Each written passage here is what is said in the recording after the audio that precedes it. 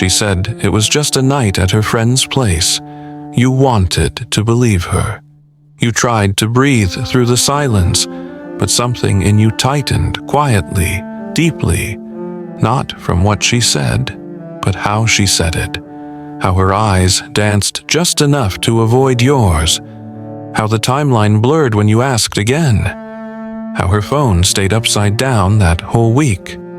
Welcome to your night's closure, your sanctuary of calm, no images, no noise, just my voice, guided by intentionally crafted phrases and insights, gently sharing affirmations and stories for your quiet mind.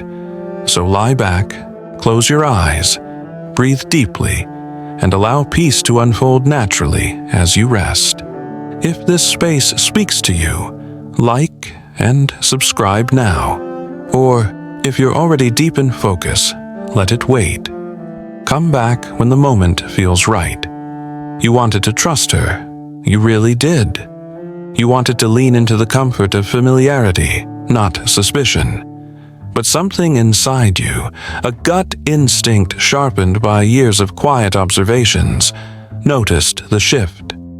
The way her voice sounded lighter when she said his name, like she forgot to hide the warmth in her tone. The way her story started, including new people she never mentioned before. You remembered that exact look from past wounds, the one where someone pretends things are the same, even when their heart has already drifted. There was no proof, no photos, no texts, just the awful feeling that something wasn't right. And yet, every time you raised a concern, she met you with calmness, too perfect to be real, too patient, too prepared, like she'd rehearsed it. And then came the classic words, "You're overthinking again. You don't trust me." That's the trap, isn't it? When you start to question what you feel, just because someone else refuses to validate it. You tried to rewind time in your head, replay the days leading up to that night. Was it something you missed? Was there a sign in her voice when she said, "I'll be out late"? Was it already decided in her heart before she even left? The night she stayed over at her friend's place, you didn't sleep. You watched the clock. You stared at your phone. Every part of you begged for her to text, to reassure you without you even asking. But that text never came. And when she returned, everything felt altered. The air between you colder, the touches shorter, the warmth slightly staged. You kept telling yourself not to be paranoid, that love means trusting, even when it hurts. But you were not paranoid. You were perceptive. And deep down, some part of you knew. Tonight, we're not here to decode her choices. We're not here to accuse or unravel the unknown. We're simply here to sit with what you felt. The ache of uncertainty, the doubt that silenced your voice, the strange way love makes you second-guess your own clarity. If no one else ever tells you this, your instinct was never too much. Your suspicion wasn't weakness, it was wisdom. And your pain didn't come from jealousy. It came from caring more than she understood. Let it land quietly. You were not hard to trust. You were just easy to lie to. And even then, you stayed kind. Rest now. Not because every answer is clear, but because you're finally safe to feel what was never acknowledged. Just breathe. Just be here. And let your calm speak louder than the silence she left you in. You told yourself not to overreact. You told yourself to be rational. But the war wasn't outside you, it was inside. The one between her calm words and your racing chest. Between what she claimed and what your body wouldn't stop feeling. She said she was at her friend's place. She smiled. She laughed. She kissed you like nothing was wrong. But something about the way she avoided your eyes, it lingered. It stayed. You sat with that tension, hoping it would pass. But silence has a way of stretching. of turning seconds into hours, of turning just a feeling into a storm you can't unsee. You became quieter, more observant, not because you wanted to control her, but because you were trying to protect yourself. You began tracking her tone, noticing the pauses between her words, the tiny delays when you asked simple questions, the way her explanations started to feel templated. She wasn't slipping, she was too smart for that. But when someone hides the truth, they don't always need to lie. They just need to leave enough out for you to question your sanity.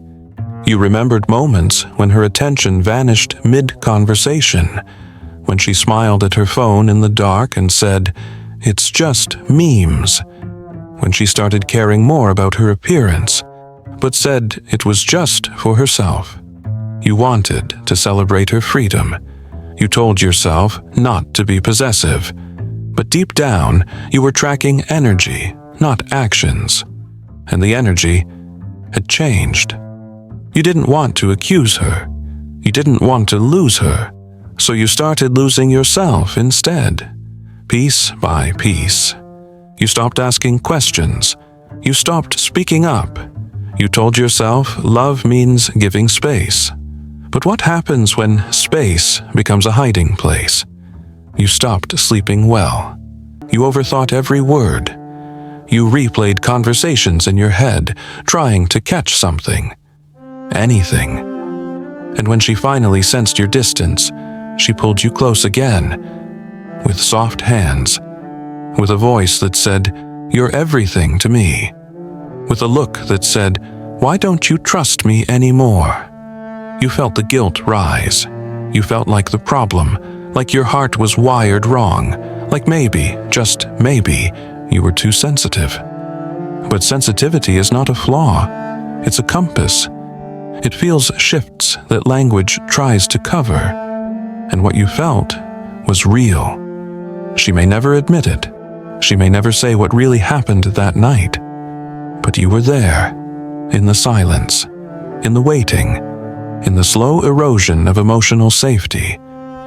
Let that truth breathe here. You don't need answers to honor what you felt. You don't need confessions to validate your clarity. You knew something was off. You weren't crazy. You were connected. And your peace was never meant to be negotiated by someone else's convenience. Breathe now. Not because she explained herself, but because you no longer need her version of the truth to believe your own. She didn't change her story. She didn't slip up. She just got better at making it sound normal. Just the girls. Nothing crazy. We just talked and crashed. And yet, each time she said it, your gut didn't relax. It curled. You've learned to read what isn't said. The pauses. The eye flicks. The nervous fidget she tries to play off as casual. It's in the way she laughs too loud the next morning, or gives you affection like it's owed, not offered. And the worst part? You've stopped asking. Not because you trust her more, but because every time you tried to bring it up, she flipped it. You're overthinking again. You're always assuming the worst. I told you it was nothing. Why can't that be enough? And in that moment, you weren't even angry. You were tired. So you let it go. Again, you remember a night when you stayed awake until 4 a.m., not because you were waiting for her, but because your chest wouldn't stop buzzing with that low-frequency dread. Not the dramatic kind, just the soft, persistent sense that something about her story didn't align with the energy she carried back home. She walked in, smelling like smoke, hair slightly curled in a way it hadn't been when she left. She slipped under the blanket beside you and whispered, "Missed you." But her fingers didn't seek yours. She faced away, slept like nothing had changed. And you laid there, feeling like a stranger in your own bed, wondering if her silence was hiding something too intimate to say aloud. You didn't confront her. You stared at the ceiling until it blurred, until even your suspicions started to feel like a betrayal of your own sanity. You thought, maybe I am imagining it. Maybe I'm just damaged. Maybe it really was just her friends. But that maybe is what starts to rot a man from the inside. It's how your voice gets quieter, how your instincts get gaslit, how you become a shell of yourself, smiling on the outside, questioning everything alone. Because what she's really counting on is your silence. She knows you'll hesitate to accuse. She knows you'll analyze yourself first. She knows how men carry suspicion like guilt. And the game isn't in the lie. It's in the way she makes you doubt you ever saw the truth. So you stop talking. You stop bringing it up. You wait for it to reveal itself or fade away. But every time she walks out that door with the same story, you feel it again. That pressure in your ribs. That ache behind your calm face. And it's not that you don't trust her. It's that you've learned the difference between honesty and performance. Let that sink in. Let your breath move slower. Let the unease have its name. Not everything hidden is harmless. Not every silence is peace. And not every girl's night means what she wants you to believe.